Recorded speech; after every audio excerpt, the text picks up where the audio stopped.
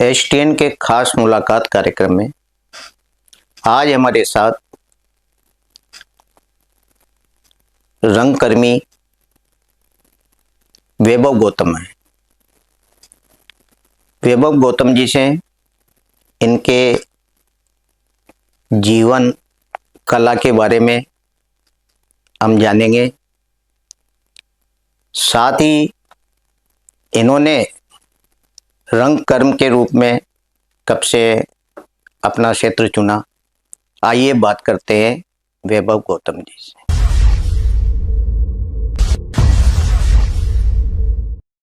वैभव जी, news room में आपका स्वागत है। नमस्कार भाई साहब।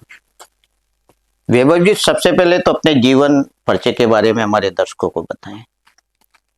मेरा जन्म कोटा में ही हुआ और बचपन से ही एक ऐसे परिवार में मेरा जन्म हुआ जहाँ पे कला और आध्यात्म का माहौल मुझे बचपन से मिला। हमारे दादाजी जो थे वो भी रामचरितमानस की 5 चौपाई पढ़े बिना भोजन नहीं करते थे और फिर वही पीढ़ी दर पीढ़ी चलता आया। पिताजी, चाचा जी सभी का यही रहा और वही संस्कार मुझ में भी आए। बचपन में बहुत छोटी उम्र से ही क्योंकि फादर की ट्यूरिंग जॉब थी जी। तो वो जब 3 या 4 दिन के लिए जॉब पर जाया करते थे, मम्मी भी सर्विस में थी तो मम्मी भी सर्विस में चली जाया करती थी। तो मैं बहुत छोटा था, शायद जहाँ तक मुझे याद है मैं 2nd या 3rd स्टैंडर्ड में पढ़ता था। तो मैं अपने हिसाब से पूजा पाठ में लगा रहता था। बाहर समझते नहीं थे तो बच्चे थे, तो जैसे जो लोग चारा डालते थे बाहर, जी। तो बाहर से मैं वहां से घास उठा के ले आता था और कृष्ण भगवान की झांकी वगैरह बनाता रहता था। जी। और धीरे धीरे फिर क्योंकि पिताजी ने एक जो आज संस्था एक वृद्ध रूप में लगभग 50 वर्ष पूरी करने जा रही है, उस संस्था को स्थापित किया था। तो हम तो छोटे छोटे थे तब से वहां जाने लग गए थे। जी। और जहां तक मैं समझता हूँ स्कूल की सीढ़ी में बाद में चढ़ा था, पहले रंगमंच की सीढ़ी चढ़ा था। बहुत सुंदर। वैभव जी, कला हर किसी में नहीं होती, कला के लिए भी बहुत संघर्ष करना पड़ता है। आपका जो परिवार है वो कला से जुड़ा है, तो आपने तो जन्म से ही उस सीढ़ी पर पैर रखा। जी। आपने रामलीला में भगवान राम का चरित्र दिया, मतलब दर्शकों को कितना कठिन होता है, क्योंकि उनके आदर्श पर चलना। हमारी जो संस्था है जी। इसमें मैं चौथे नंबर पर भी व्यक्ति हूँ जो राम बना हूँ। जी। 48 वर्ष संस्था पूरी कर चुकी है और ईश्वर की ऐसी कृपा हुई है कि 48 वर्ष में से 24 वर्ष मुझे ही राम बनते हो गए। जी। बाकी जो 3 थे वो 24 वर्ष में थे। और जो लोग मेरे पहले बने उसमें जो हमारे पिताजी के साथ में उनके मित्र संस्थापक श्रीनाथ जी गौतम थे, जी। वो इस राम रंगमंच पर जरूर 2 बार श्री राम का चरित्र निर्वाह कर पाए थे। उसके बाद प्रभु की ऐसी कृपा हुई, या ये मान के चलो कि जो हमारे परिवार में एक रामचरितमानस की परिपाटी चली आ रही थी, जी। तो उसका एक ऐसा फल मिला कि मुझे सबसे पहले सीमलिया में 2004 में राम के रूप में सबने आगे किया कि अब भैया को बनाओ। लगभग ये 18 साल का हो रहा है। तो जब मैं वहां बना और उसके अगले ही साल लोकसभा अध्यक्ष माननीय ओम जी बिरला की पहल पे कोटा के कलाकारों पे विश्वास जताया और हमें 2005 में रामलीला का अवसर दिया। तो 1 साल ही मैं केवल बाहर बना, तब से लेके और लगभग ये 2024 खत्म होने वाला है, रेगुलर में भगवान राम का चरित्र का निर्वाह करता आ रहा हूँ। ये एक बहुत कड़ा और चुनौतीपूर्ण पात्र है, जी। क्योंकि इसमें पहली बात तो यह है कि आपका फेस कट सौम्य हो, जो जहां तक मुझे लगता है मेरा तो नहीं है। लेकिन वो एक ईश्वर की कृपा रहती है कि जब श्रृंगार होता है और वेशभूषा में जाते हैं तो एक ऐसी श्री आती है कि वो अपने आप ऐसा लगने लग जाता है कि वाकई में जो लोग, मतलब क्योंकि मैं चिकित्सा विभाग से भी जुड़ा हुआ हूँ, हमारे अधिकारी भी वहां पे आते हैं तो वो भी पहचान नहीं पाते। जी। फिर उसके बाद में एक ये रहता है कि आपकी नेचर उस रोल के अकॉर्डिंग होनी चाहिए। जैसे अगर कोई रावण बनता है तो उसकी आवाज बुलंद हो, बॉडी डेवलप हो। तो नेचर वाइज जो मेरी खुद की प्रकृति है, क्योंकि मैं पब्लिक प्लेस में काम करता हूँ तो थोड़ा सा चिड़चिड़ापन इंसान में आ जाता है। जी। जी। लेकिन उस रोल के लिए, क्योंकि जब मुझे वो रोल दिया तो मेरे दिमाग में एक ये बात थी कि परिवार की एक छवि बनी हुई है जो शुरू से ही रामचरित्र से जुड़ा हुआ है। जी। दूसरा ये कि मेरे पिता खुद निदेशक हैं बिल्कुल। तो अगर मैं ये रोल नहीं कर पाया तो जम के किरकिरी होगी। तो उसके लिए मैंने सबसे पहले, जो आजकल तो क्या है कि अब बहुत हाई फाई काम हो गया, लेकिन तब पहले डीवीडी आया करती थी। बिल्कुल। तो रामानंद सागर जी की जो डीवीडी थी रामायण सीरियल की, जी। उसकी लगभग शायद तब 48 डीवीडी हुआ करती थी। 48 डीवीडी की जो पूरी कॉपी थी, मैंने हर डीवीडी को जी। लगभग 48-48 बार देखा। बहुत बस सही। मैं उसमें यही देखता रहता था, रोल तो मुझे याद था ही, जी। लेकिन जो अरुण गोविल जी जो रोल करते थे, तो वो क्या उसके अंदर ऐसा था कि उनको लोग भगवान मान बैठे थे। जी। बहुत मेहनत करी, और मतलब दिन दिन भर, रात रात भर, रात को गोदावरी में रिहर्सल होती थी। उसके अलावा फिर दिन में भी मैं घर पे रिहर्सल करता रहता था, कांच के सामने खुद को देखता रहता था कि अगर मैं ऐसे स्माइल करूंगा तो मेरा फेस ये आना चाहिए। जी। तो उसके लिए बहुत मेहनत भी की। उसके अलावा रामचरितमानस, वाल्मीकि रामायण, राधेश्याम रामायण, जो भी हमारे पास संग्रह था, जी। उन सब से हमने अच्छे से अच्छा कलेक्शन लिया, और उसके साथ मैंने रोल तैयार करा। जी। और ईश्वर की ऐसी कृपा है कि इस वक्त जो मेरे साथ लक्ष्मण बनता है, जी। वो मुझसे 10 साल छोटा है। जो लड़की इस बार सीता बनी थी, वो मुझसे 20 साल छोटी थी। जी। और जो हनुमान बनता है, वो मुझसे 14 साल छोटा है। लेकिन जब हम सब एक फिगर में खड़े होते हैं, तो कोई जज नहीं कर सकता कि इनमें इतना एज डिफरेंस है। जी। तो उसके लिए साल भर योग, प्राणायाम, एक्सरसाइज वगैरह भी करते हैं। जी। रामलीला के टाइम पे मैं 8-8 9-9 किलो वजन भी कम करता हूँ, क्योंकि अगर आप भगवान बन रहे बिल्कुल। हो और एक सनातन धर्म के महानायक के रूप में अगर आप उतर रहे हो, तो आपकी फिजिक पहली चीज है जो वहां पे पब्लिक उसको देखते श्रद्धा से अपना सर झुकाए। जी। वैभव जी, भगवान रामचरितमानस में यानी भगवान राम जन्म से लेकर और अंतिम अध्याय तक, उत्तराखंड तक, उत्तरकांड तक, मतलब आपका रोल प्रमुख होता है। जी। तो अलग अलग विषयों में अलग अलग भावभंगिमा होती है, कितना मेहनत करते होंगे आप इसमें? उसके लिए जो राम भगवान का रोल है, जी। इसमें सभी प्रकार के रस हैं। जी। जब आप देखेंगे स्टार्टिंग से, तो विश्वामित्र आए तो वो एक कुमार थे, और अपने पिता को दिलासा देकर और वो उनके साथ गए। तो वहां पे एक युवा किस तरह का रहता है, जी। वो पात्र का अभिनय करना पड़ता है। फिर जब सीता जी से अशोक वाटिका में मिले, तो जो एक लड़के लड़की आपस में एक दूसरे को देखते हैं, बिल्कुल। और एक जो आकर्षण होता है, तो वो आकर्षण, अब चाहे वो सीता मुझसे 20 साल छोटी हो या 2 साल छोटी हो, लेकिन अंदर उस वक्त मेरे अंदर वैभव होता ही नहीं है। मैं बस यही मान के चलता हूँ कि मैं राम हूँ और ये सीता है, और मुझे उसे उसी हिसाब से देखना है। तब जाके वो भाव चेहरे पे आते हैं। फिर उसके बाद में जब वनवास का दृश्य लगता है, मेरे ही पिता दशरथ बन के रहते हैं सामने, जी। तो वो जो दशरथ मरण का जो एक मार्मिक दृश्य होता है, जी। तो उसमें मतलब जो अभी नए बच्चे जैसे अगर लक्ष्मण या सीता साथ बने हैं, जी। और जी। वो जब उस विलाप के सीन को देखते हैं, तो वो खुद घबरा जाते हैं कि क्या हुआ, क्योंकि वो जो लगातार आंखों से आंसू आते रहते हैं। तो वो एक नेचुरलिटी है, और ये नेचुरलिटी तभी आएगी जबकि क्या है कि जैसे हम फिल्म को देख के आंखों में कई बिल्कुल। बार आंसू आ जाते हैं, या किसी की कोई नौकरी लगती है तो वो उस खुशी से आंसू आ जाते हैं, बिल्कुल। या कई बार कोई अच्छा मकान मिल गया, कोई लॉटरी लग गई तो आंसू आ जाते हैं। लेकिन मेरा ऐसा मानना है कि अगर आप ईश्वर की वंदना कर रहे हो, जी। या ईश्वर का पात्र का अभिनय कर रहे हो, और अगर आपके अंदर उस वक्त आंसू आते हैं उस भाव में डूब के, जी। तो इससे अच्छी श्रद्धा और भक्ति कोई दूसरी हो नहीं सकती। फिर उसके बाद में लक्ष्मण से बिछड़ने का रोल हो, या बिल्कुल। रावण को मारने का रोल हो। अब एक समय ऐसा था, लगभग 2018 के पहले, जब मेरे पिता 4 दिन पहले तक दशरथ बनते थे, और मैं उन्हीं के लिए विलाप करता था, और 5 दिन बाद में वही रावण बन के मेरे सामने होते थे, तो मैं उनके तीर भी खींच खींच के मारता था, क्योंकि वो मेरे को लगता नहीं था कि मेरे पिताजी हैं। वो भी पूरे क्रूर अभिनय में, और मैं भी राम में। तो एक अच्छे मतलब जिसको बोलते हैं यादें होती है ये। जी। जी। वैभव जी, भगवान राम का जो चरित्र है एक आदर्श स्थापित करता है। जब लंका में विजय के लिए जाते हैं, तो उस समय भगवान राम का क्रोध भी देखने को मिलता है, उस समुद्र को सुखाने के लिए। तब वो अभिनय कैसा रहा होगा आपका?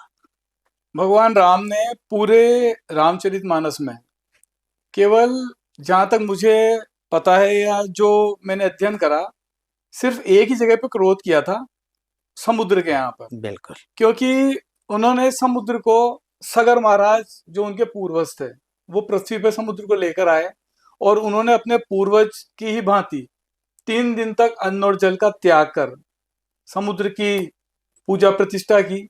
लेकिन उसके बावजूद भी जब उन्हें मार्ग नहीं मिला, तो उन्होंने सिर्फ एक ही संदेश देने के लिए, क्योंकि वो तो महानायक हैं, भगवान थे, पृथ्वी पे आए थे, तो एक मानव जो 3 दिन में खींच जाता है, जी। तो वही उन्होंने उनके साथ हुआ। जब समुद्र ने मार्ग नहीं दिया, तो उन्हें लगा कि कहीं ऐसा नहीं हो कि मेरे साथ जो बंदरबानों की मैंने इतनी बड़ी सेना बनाई है, इनका आत्मविश्वास कमजोर हो जाए कि ये भगवान कैसे हो सकते हैं, ये इतने बड़े राक्षस राज रावण पे विजय कैसे प्राप्त करेंगे। जी। जो आदमी समुद्र के आगे हाथ जोड़ के बैठा हुआ है और फिर समुद्र रास्ता नहीं दे रहा, तो तब फिर राम भगवान ने क्रोधी होके और उसको जो सीख दी कि जिस प्रकार से केला काटने पर ही फल देता है, बिल्कुल। उसी प्रकार नीच दंड देने पर ही मानता है। जी। और जब उन्होंने अपने सारंग पर बाण का संधान किया, तो फिर समुद्र उनके चरणों में आकर खड़ा हो गया। जी। वैभव जी, आप राघवेंद्र कला संस्थान से जुड़े हुए हैं, यानी आप ही की है वह संस्था। इसमें जो टीम वर्क होता है वो भी आप ही के ऊपर है। कितने सदस्य इस आपकी टीम में शामिल होते हैं? हमारी संस्था में लगभग 35 पुरुष कलाकार हैं, 15 महिला कलाकार हैं, जो सीता, केकई, सुमित्रा और भी जो रोल होते हैं वो निभाती हैं। और उसके बाद में फिर हम हमारे साथ के लगभग हमारे परिवार के 10 बाल कलाकार होते हैं। जी। तो लगभग हमारे पास में 50 जनों के आसपास की टीम है, जो पूरी 1.5 महीने की रिहर्सल करती है। जी। कोई मतलब उसमें ऐसा नहीं है कि जैसे मेरे दोस्त हैं तो 4 में उनको ले आया और भर्ती पूरी कर दी। जी। लगभग उनमें से 50 में से 25 तो स्टेज आर्टिस्ट हैं, जो फिल्मों में और सीरियल्स में भी रोल कर चुके हैं। 1.5 महीने तक पूरी उनकी अच्छे से रिहर्सल होती है। एक एक बच्चे बच्चे को, जैसे कि छोटे बच्चे भी राम लक्ष्मण बन के जाते हैं गुरुकुल, उनको भी श्लोक याद कराए जाते हैं। पूरा उनको इस तरह से तैयार किया जाता है कि जब पब्लिक देखे तो उनको ये लगे ही नहीं कि यार ये अपने मोहल्ले का बच्चा है या ये उनका लड़का है। जी। उनके अंदर वो छवि दिखे कि वाकई में भगवान बैठे हुए हैं। जी। उसके लिए बहुत प्रयास करते हैं। उसके अलावा रामलीला तो एक 10 दिन का शो है, जिसको पब्लिक हाथों हाथ देख लेती है, बिल्कुल। लेकिन उसके पीछे हमारी बहुत कड़ी मेहनत होती है।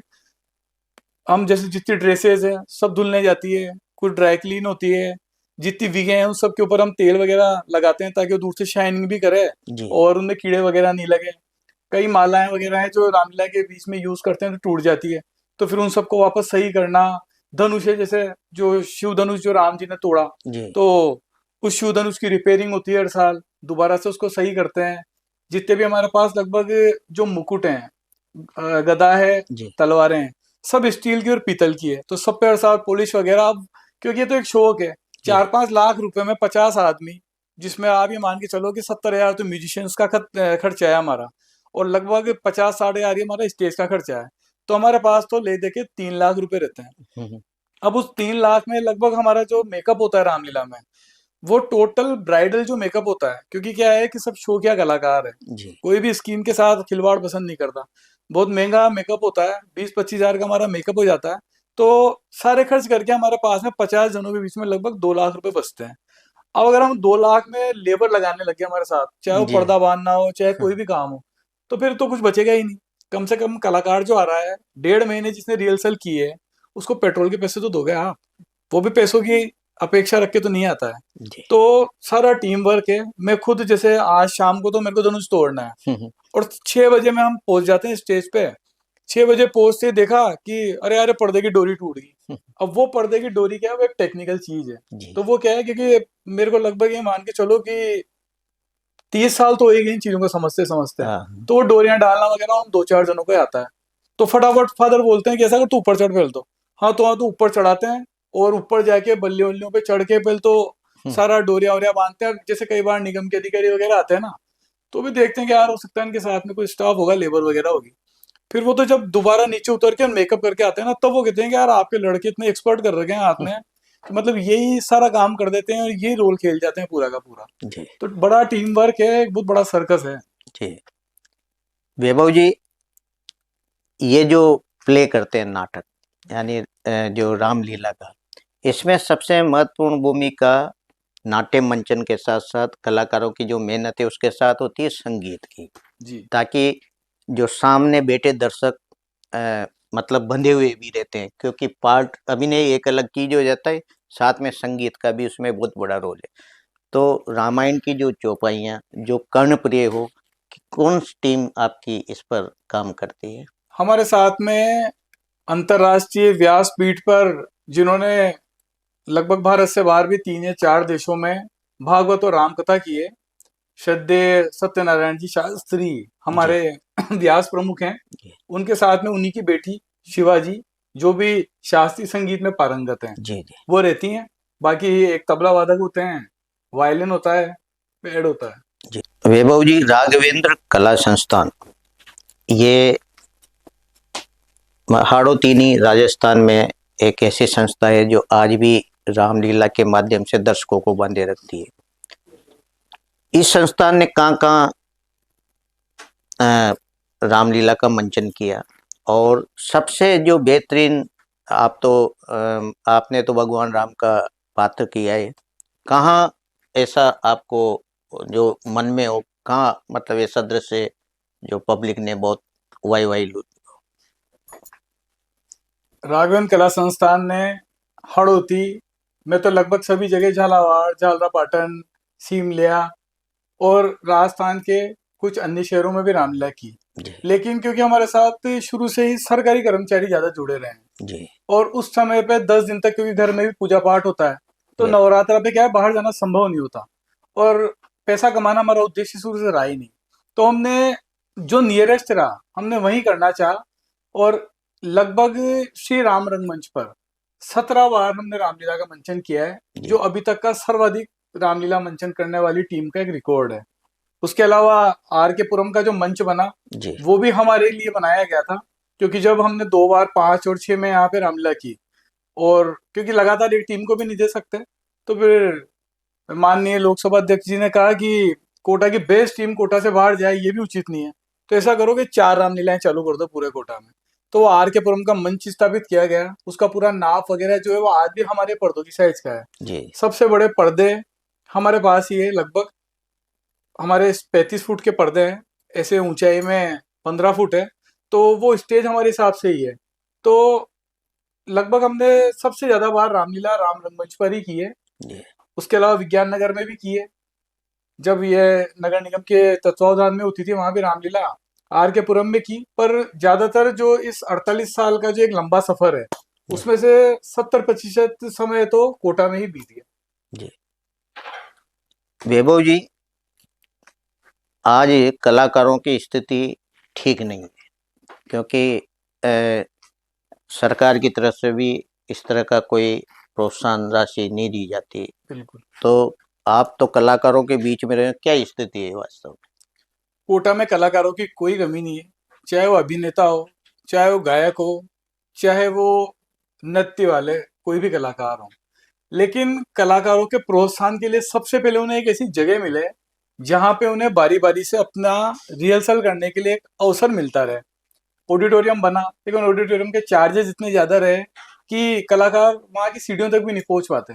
तो इसके लिए क्या है कि अब आप ये मान के चलो कि हमारी संस्था, जो सबसे पुरानी संस्था भी है, नगर निगम के तत्वावधान में राष्ट्रीय दशहरा मेला में रामलीला का मंचन करती आ रही है, लेकिन हमारे पास ही जगह नहीं है।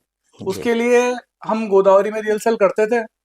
तो जब बाबा का गोलोक गमन हुआ, गोपीनाथ जी भार्गव साहब का, जी तो उसके बाद में जो शैलेंद्र जी भार्गव बाबा साहब ने गद्दी संभाली, तो उन्होंने कहा कि ये मेरे पिताजी के समय में आपको जगह निशुल्क दी गई थी, जी जी तो जब तक गोदावरी धाम रहेगा और जब तक आप रामलीला करोगे, ये जगह आपको हमेशा निशुल्क रहेगी। तो अब हम भी इधर उधर की व्यवस्थाएं करके और जगह करते हैं। अब जैसे अगर कोई थिएटर कर रहा है, कोई भी नाटक कर रहा है, या कोई संगीत से संबंधित किसी कार्यक्रम की तैयारी कर रहा है, जब तक आप उसे उचित जगह नहीं दोगे, उसका माहौल बनेगा ही नहीं। बिल्कुल। क्योंकि ये तो क्या है कि एक साधना है, और जब तक व्यक्ति उस माहौल में नहीं रहेगा, तब तक वो साधना सफल हो नहीं सकती। जी, कई बार स्थानीय मंचों से स्थानीय जो रामलीला है उसको दूरी बना के रखते हैं, तो लोगों में एक मन में वो भावना रहती है कि भाई स्थानीय लोगों को मौका मिलना चाहिए। इस बार ऐसा देखने को नहीं मिला। लगभग 20 वर्ष पहले जब हमने यहाँ रामलीला आरंभ की थी दोबारा से, 81 के पहले की थी। फिर बीच में राजनीतिक कारणों से कोटा में मथुरा मंडलियों का राज हो गया। जी जब दोबारा हम आए तो हमको ये बात पता थी कि हमको वो यहाँ पर संवाद या अन्य दृश्य देने हैं जो लोकल लोगों को समझ में आए। जी क्योंकि क्या है, मथुरा की जो मंडलियां हैं बेसिकली वो रामलीला मंडलियां है ही नहीं, वो रासलीला मंडलियां हैं, बिल्कुल। वो नृत्य प्रधान है। आजकल आधुनिक युग है, बच्चा टीवी देख रहा है, हाथ में मोबाइल है, सबके सब इंटरनेट चला रहे हैं। तो अगर आप उसमें अब जैसे राम जी है, दशरथ जी गोलोक धाम चले गए और राम जी नाचते हुए गाते हुए जा रहे हैं, तो पब्लिक को एक मतलब बहुत फूहड़पन लगता है कि यार ये क्या चल रहा है ये। तो बिल्कुल। हमने उसको अभिनय क्षमता से विकसित किया पूरा, और इसीलिए हमारे साथ सारे स्टेज आर्टिस्ट जुड़े हैं। तो हम उसको पूरा मतलब इस हिसाब से करते हैं ताकि जो भी लोग देखें तो वो उसमें बंध के देखें। और मैं अपने मुंह से नहीं कहूंगा, ये तो एसटीएन पर शुरू से रामलला का प्रसारण होता गया है, और आज जो संस्था का जो भी प्रचार प्रसार हुआ है तो उसमें कहीं ना कहीं प्रत्यक्ष या अप्रत्यक्ष रूप से एसटीएन की भी एक बहुत बड़ी भूमिका है। तो ये लोग बात जानते हैं कि जब हम रामलीला करते हैं तो अगर कोई व्यक्ति रामलीला देखने के मूड से आगे बैठा है तो वो जी 3 घंटे तक वहां से उठता नहीं है। बिल्कुल। अब इस बार जैसे बाहर की मंडली को दिया, बाहर की मंडली ने ना निविदा की शर्तें पूरी की, उनके साथ महिला कैरेक्टर जो थे वो लड़के कर रहे थे। उसके अलावा वो वही उनके पुराने डर रहे पे नाचना गाना, ये आजकल की पब्लिक देखना नहीं चाहती। बच्चे चाहते हैं कट टू कट सीन चले, ऐसा नहीं कि पर्दा लग गया फिर 15 मिनट तक चौपाइयाँ चल रही है। जी हर चीज का एक महत्व है, संगीत का एक लिमिटेड टाइम होता है कि 2 चौपाई आई, उसके बाद कलाकार संवाद बोले। क्योंकि व्यक्ति क्या है ना कि वहां पे भागवत कथा सुनने या जिसको बोलते हैं संगीत संध्या में नहीं आया है, जी वो तो आपका अभिनय देखने आया है। अब वहाँ अभिनय अगर दिखेगा ही नहीं तो व्यक्ति आएगा ही नहीं अगली बार से। और हमारी संस्था में शुरू से यही रहा है कि हमने अभिनय को ही मुख्य स्तंभ अपना रखा है। जी और इसीलिए हम 1.5 महीने तक आज भी, जबकि अब तो हमारे सब कलाकार लगभग इतने पुराने हो गए हैं जी जी कि रिहर्सल की जरूरत नहीं है, लेकिन हम 1.5 महीने तक बिना नागा वहां पे पूर्वाभ्यास करते हैं। चाहे कितनी भी बारिश आ रही हो, अगर 4 भी व्यक्ति आएंगे तो उन 4 की भी रिहर्सल वहां पे होती है। जी तो इस तरह से जब तक आप मतलब अपनी पूरी समय के हिसाब से आप अपने आप को परिवर्तित नहीं करोगे तब बिल्कुल। तक आपकी कला का कोई महत्व नहीं है। जी वैभव जी, इस संस्था को बढ़ाने में पिता की बहुत बड़ी भूमिका रही है। यानी नौकरी करते हुए भी उन्होंने इस कला को जीवित रखा। आज ऐसे बहुत कम लोग देखने को कैसा जुनून है पिता का आज भी। आपको क्या बताऊं मैं कि जिस मतलब मैं आपको एक छोटा सा एक उदाहरण देता हूँ। जी 5 साल या 6 साल पहले, रामलीला के जस्ट 2 दिन पहले फादर के पैर में कट लग गया था, जी और मैंने उसमें जाके ड्रेसिंग वगैरह करवाई, 45 टाके उसमें आए। उसके बावजूद भी सबने बोला कि भाई साहब आप रावण मत बनो, अपने पास है अल्टरनेट, दूसरे को तैयार कर देंगे। लेकिन उन्होंने कहा कि यार मेरे साथ जिन लोगों के कनेक्शन है तो उन लोगों को तो मैं ही चला पाऊंगा। तो वो उस कंडीशन में भी वहां पे रामलीला में रावण बने। उसके बाद में 2018 में डॉक्टर ने बोल दिया कि आपकी बाईपास होगी, लेकिन रोल उनका ही तैयार था तो वो तब भी रावण बने। मेरे दादाजी एक्सपायर हुए, वो रामलीला के बीच का ही था हम्म, मामला। और मेरे पापा ज्येष्ठ पुत्र थे, सुबह से शाम तक हॉस्पिटल में और रात को रामलीला में। उसके अलावा मतलब हमारे घर पे क्योंकि प्रोफेशनल संस्था है नहीं, जी जी लगभग यूं मान के चलो 12-15 लाख रुपए का सामान है, उसको पूरा संभाल के रखना भी एक बहुत बड़ी चुनौती है। तो पहले हम जैसे किराए के कमरे वगैरह लिया करते थे, वहां पे कोई केयर होती नहीं थी, कभी दीमक आ रही है, कभी जी पानी का सीपेज हो रहा है। तो हमारा जब मकान का काम चला तो हमारे वहाँ 4 कमरे बने। मदर ने बोला कि एक कमरे की रिक्वायरमेंट है, भविष्य में परिवार बढ़ेगा, एक कमरा और बनाओ। तो मेरे फादर ने हमारे लिए कमरा नहीं बनाया और मकान के नीचे एक बेसमेंट बना दिया रामलीला के सामान रखने के लिए। हम्म, क्या यार चलो इस बहाने क्या है, सामान की साथ संभाल होगी, साल के 25-30 हजार रुपए बचेंगे तो संस्था में कलाकारों के काम आएंगे, सामान बनेगा। अब उसके बाद में भी फिर हम तो फिर भी थोड़े व्यस्त हो जाते हैं, लेकिन वो लगभग हर 2 या 3 महीने में उसके अंदर जाते हैं, सारे बक्से खोलते हैं, फिनाइल की गोलियां डालते रहते हैं, वहां अगर कोई कचरा वचरा हुआ रहता है तो उसको साफ करते हैं। तो मतलब वो तो पूर्ण रूप हम्म, से उसमें समर्पित हैं। और जो रामलीला से संबंधित जो हमारे कलाकार जी हैं वो उनका पहला परिवार है। हमारे जब भी घर में अगर कभी कोई कार्यक्रम होता है तो उसमें जो ब्लड ब्लड रिलेटिव्स जो हमारे हैं, जी जी उसके अलावा अगर कोई दूसरा आदमी आता है तो रामलीला के पूरे 50 परिवार तो हमारे आने ही हैं। और हमारी जो शादियों के कार्ड छपे, उसमें भी सब जगह पे नीचे राघवेंद्र कला संस्थान परिवार लिखा हुआ था। तो वो हमारे एक परिवार का हिस्सा है, और वो तो मतलब उसके लिए सब कुछ छोड़ने के लिए तैयार है, जी चाहे कुछ भी हो जाए। जी। ये थे हमारे साथ राघवेंद्र कला संस्थान से जुड़े कलाकार, जो रामलीला में भगवान राम का चरित्र आप लोगों तक पहुंचाते हैं। और भगवान राम का चरित्र एक आदर्श पुरुष की तरह है। भावभंगिमा भी वैसी ही होनी चाहिए जो एक भगवान राम एक आदर्श रूपी के रूप में चलते थे।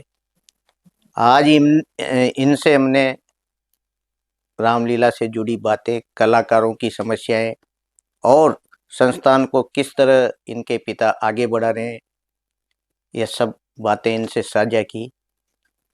आज ये हमारे स्टूडियो में पधारे। नमस्कार। मैं जाते जाते अपने जो दर्शक है एसटीएन परिवार के, उन्हें एक ही संदेश देना चाहूंगा कि अगर आपको कोई भी एक शिक्षाप्रद चीज को अपने जीवन में ग्रहण करना है, तो आप रामचरितमानस को उठाकर उसका अध्ययन जरूर करें। चाहे वह माता पिता की आज्ञा पालक पुत्र हो, चाहे भ्रात प्रेम हो, चाहे मित्रता का संदेश हो, वहां पर आपको संपूर्ण जानकारी मिलेगी। और उससे अच्छा कोई पुराण, कोई ग्रंथ और कोई महाकाव्य नहीं है। जय श्री राम। जय श्री